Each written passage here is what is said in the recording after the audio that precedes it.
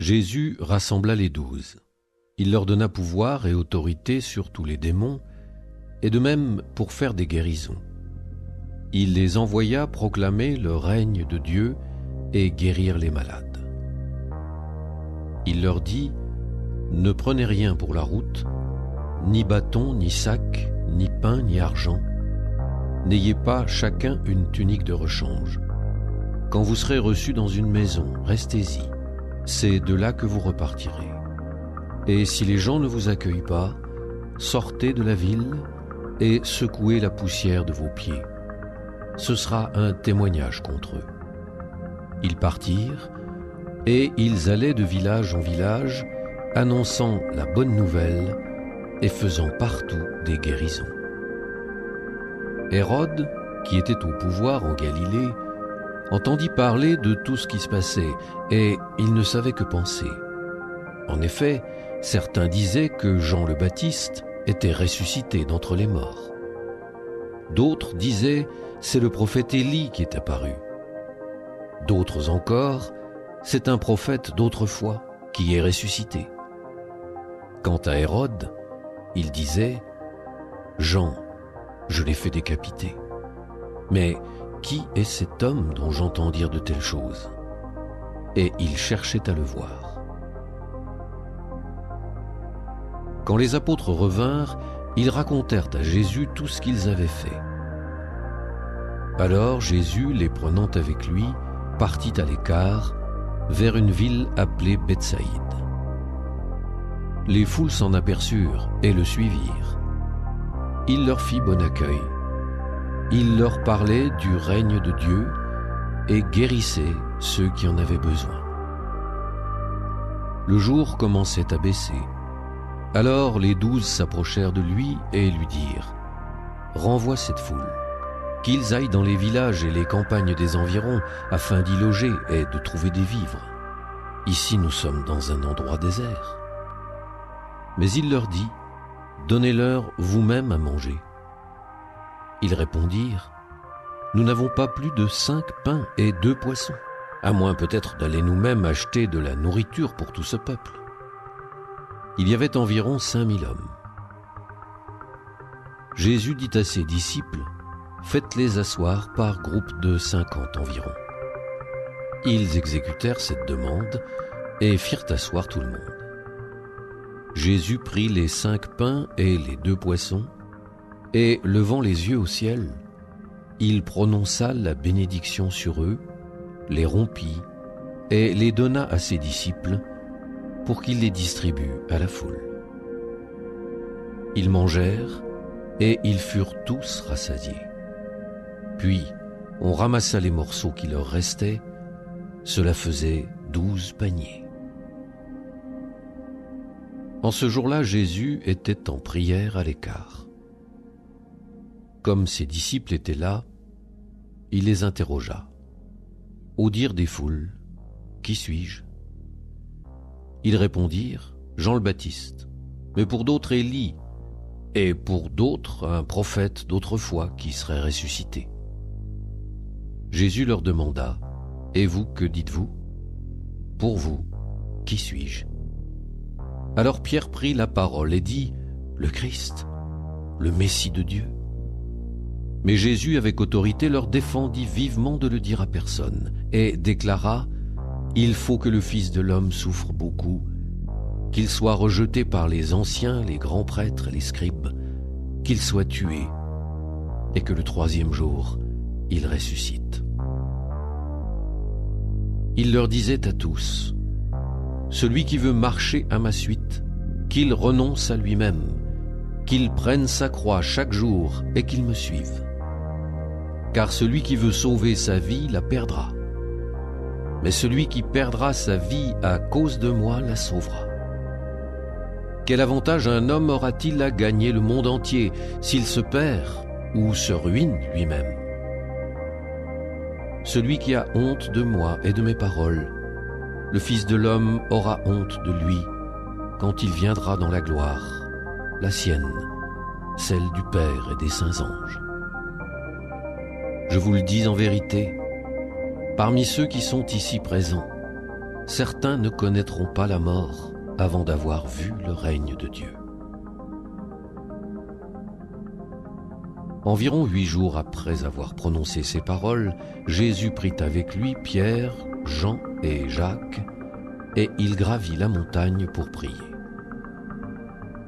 Pendant qu'il priait, l'aspect de son visage devint autre, et son vêtement devint d'une blancheur éblouissante.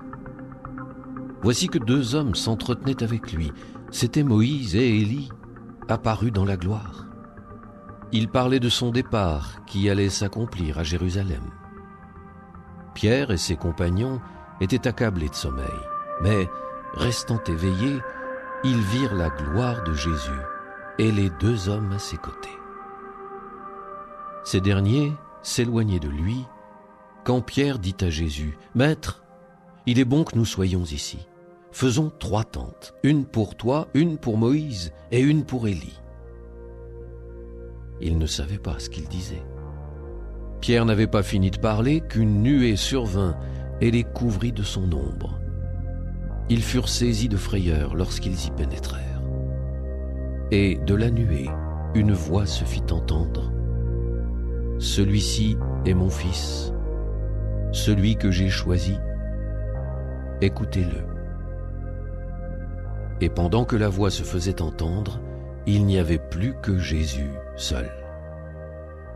Les disciples gardèrent le silence, et, en ces jours-là, ils ne rapportèrent à personne rien de ce qu'ils avaient vu. Le lendemain, quand ils descendirent de la montagne, une grande foule vint à la rencontre de Jésus. Et voilà qu'un homme, dans la foule, se mit à crier, « Maître, je t'en prie, regarde mon fils, car c'est mon unique enfant. » Et il arrive qu'un esprit s'empare de lui, pousse tout à coup des cris, le secoue de convulsions et le fait écumer. Il ne s'éloigne de lui qu'à grand-peine, en le laissant tout brisé. J'ai prié tes disciples d'expulser cet esprit, mais ils n'ont pas pu le faire. Prenant la parole, Jésus dit, « Génération incroyante et dévoyée, combien de temps vais-je rester près de vous et vous supporter ? Fais avancer ici ton fils. » À peine l'enfant s'était-il approché que le démon le terrassa et le fit entrer en convulsion. Jésus menaça l'esprit impur, guérit l'enfant et le rendit à son père. Et tous étaient frappés d'étonnement devant la grandeur de Dieu. Comme tout le monde était dans l'admiration devant tout ce qu'il faisait, Jésus dit à ses disciples, « Ouvrez bien vos oreilles à ce que je vous dis maintenant. Le Fils de l'homme va être livré aux mains des hommes. » Mais les disciples ne comprenaient pas cette parole, elle leur était voilée, si bien qu'ils n'en percevaient pas le sens, et ils avaient peur de l'interroger sur cette parole. Une discussion survint entre les disciples pour savoir qui parmi eux était le plus grand. Mais Jésus, sachant quelle discussion occupait leur cœur, prit un enfant, le plaça à côté de lui et leur dit, « Celui qui accueille en mon nom cet enfant, il m'accueille moi. Et celui qui m'accueille accueille celui qui m'a envoyé. En effet, le plus petit d'entre vous tous, c'est celui-là qui est grand. » Jean, l'un des 12, dit à Jésus, « Maître, nous avons vu quelqu'un expulser des démons en ton nom. Nous l'en avons empêché, car il ne marche pas à ta suite avec nous. » Jésus lui répondit, « Ne l'en empêchez pas. Qui n'est pas contre vous est pour vous. »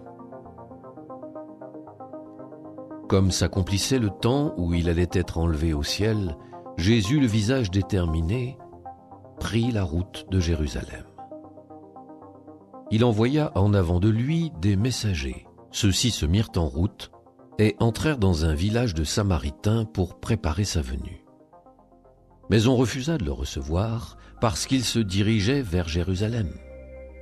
Voyant cela, les disciples Jacques et Jean dirent « Seigneur, veux-tu que nous ordonnions qu'un feu tombe du ciel et les détruise ?» Mais Jésus, se retournant, les réprimanda. Puis ils partirent pour un autre village.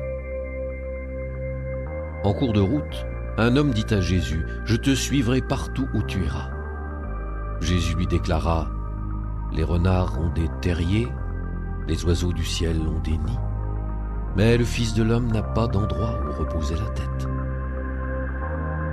Il dit à un autre, « Suis-moi. » L'homme répondit, « Seigneur, permets-moi d'aller d'abord enterrer mon père. » Mais Jésus répliqua, « Laisse les morts enterrer leurs morts. Toi, pars et annonce le règne de Dieu. » Un autre encore lui dit, « Je te suivrai, Seigneur, mais laisse-moi d'abord faire mes adieux aux gens de ma maison. » Jésus lui répondit, « Quiconque met la main à la charrue puis regarde en arrière n'est pas fait pour le royaume de Dieu. » Chapitre 10. Après cela, parmi les disciples, le Seigneur en désigna encore 72, et il les envoya 2 par 2, en avant de lui, en toute ville et localité où lui-même allait se rendre. Il leur dit, « La moisson est abondante, mais les ouvriers sont peu nombreux. Priez donc le maître de la moisson d'envoyer des ouvriers pour sa moisson. Allez, voici que je vous envoie comme des agneaux au milieu des loups. Ne portez ni bourse, ni sac, ni sandales, et ne saluez personne en chemin. Mais dans toute maison où vous entrerez, dites d'abord « Paix à cette maison ». S'il y a là un ami de la paix, votre paix ira reposer sur lui. Sinon, elle reviendra sur vous. Restez dans cette maison, mangeant et buvant ce que l'on vous sert, car l'ouvrier mérite son salaire. Ne passez pas de maison en maison. Dans toute ville où vous entrerez et où vous serez accueillis, mangez ce qui vous est présenté. Guérissez les malades qui s'y trouvent et dites-leur, le règne de Dieu s'est approché de vous. Mais dans toute ville où vous entrerez et où vous ne serez pas accueillis, allez sur les places et dites, même la poussière de votre ville collée à nos pieds, nous l'enlevons pour vous la laisser. Toutefois, sachez-le, le règne de Dieu s'est approché. Je vous le déclare, au dernier jour, Sodome sera mieux traitée que cette ville. Malheureuse es-tu, Chorazin, malheureuse es-tu, Bethsaïde, car si les miracles qui ont eu lieu chez vous avaient eu lieu à Tyr et à Sidon, il y a longtemps que leurs habitants auraient fait pénitence avec le sac et la cendre. D'ailleurs, Tyr et Sidon seront mieux traités que vous lors du jugement. Et toi, Capharnaüm, seras-tu élevé jusqu'au ciel? Non, jusqu'au séjour des morts tu descendras. Celui qui vous écoute m'écoute, celui qui vous rejette me rejette, et celui qui me rejette rejette celui qui m'a envoyé. Les 72 disciples revinrent tout joyeux en disant, « Seigneur, même les démons nous sont soumis en ton nom. » Jésus leur dit, « Je regardais Satan tomber du ciel comme l'éclair. Voici que je vous ai donné le pouvoir d'écraser serpents et scorpions, et sur toute la puissance de l'ennemi. Absolument rien ne pourra vous nuire. Toutefois, ne vous réjouissez pas parce que les esprits vous sont soumis, mais réjouissez-vous parce que vos noms se trouvent inscrits dans les cieux. » À l'heure même, Jésus exulta de joie sous l'action de l'Esprit Saint, et il dit, « Père, Seigneur du ciel et de la terre, je proclame ta louange. Ce que tu as caché aux sages et aux savants, tu l'as révélé aux tout-petits. Oui, Père, tu l'as voulu ainsi dans ta bienveillance. Tout m'a été remis par mon Père. Personne ne connaît qui est le Fils, sinon le Père. Et personne ne connaît qui est le Père, sinon le Fils et celui à qui le Fils veut le révéler. » Puis il se tourna vers ses disciples et leur dit en particulier, Heureux les yeux qui voient ce que vous voyez. Car je vous le déclare, beaucoup de prophètes et de rois ont voulu voir ce que vous-même voyez et ne l'ont pas vu, entendre ce que vous entendez et ne l'ont pas entendu. Et voici qu'un docteur de la loi se leva et mit Jésus à l'épreuve en disant : « Maître, que dois-je faire pour avoir en héritage la vie éternelle ?» Jésus lui demanda : « Dans la loi, qu'y a-t-il d'écrit ? Et comment lis-tu » L'autre répondit : « Tu aimeras le Seigneur ton Dieu de tout ton cœur, de toute ton âme, de toute ta force et de toute ton intelligence, et ton prochain comme toi-même. » Jésus lui dit : « Tu as répondu correctement. Fais ainsi, et tu vivras. » Mais lui, voulant se justifier, dit à Jésus : « Et qui est mon prochain ?» Jésus reprit la parole. Un homme descendait de Jérusalem à Jéricho, et il tomba sur des bandits. Ceux-ci, après l'avoir dépouillé et roué de coups, s'en allèrent, le laissant à moitié mort. Par hasard, un prêtre descendait par ce chemin. Il le vit et passa de l'autre côté. De même, un lévite arriva à cet endroit. Il le vit et passa de l'autre côté. Mais un Samaritain qui était en route arriva près de lui, il le vit et fut saisi de compassion. Il s'approcha et pansa ses blessures en y versant de l'huile et du vin. Puis il le chargea sur sa propre monture, le conduisit dans une auberge et prit soin de lui. Le lendemain, il sortit 2 pièces d'argent et les donna à l'aubergiste en lui disant : « Prends soin de lui. Tout ce que tu auras dépensé en plus, je te le rendrai quand je repasserai. » Lequel des 3, à ton avis, a été le prochain de l'homme tombé aux mains des bandits ? Le docteur de la loi répondit : « Celui qui a fait preuve de pitié envers lui. » Jésus lui dit : « Va, et toi aussi, fais de même. » Chemin faisant, Jésus entra dans un village. Une femme nommée Marthe le reçut. Elle avait une sœur, appelée Marie, qui, s'étant assise aux pieds du Seigneur, écoutait sa parole. Quant à Marthe, elle était accaparée par les multiples occupations du service.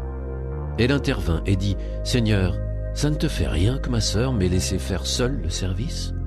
Dis-lui donc de m'aider. » Le Seigneur lui répondit : « Marthe, Marthe, tu te donnes du souci et tu t'agites pour bien des choses. Une seule est nécessaire. Marie a choisi la meilleure part, elle ne lui sera pas enlevée. »